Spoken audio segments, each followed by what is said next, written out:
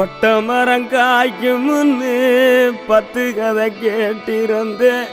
மொத்த மரம் போகும் முன்னு பாதவத்தி நம்பலையே நம் பாதவத்தி நம்பலையே நம் பாதவத்தி நம்பலையே.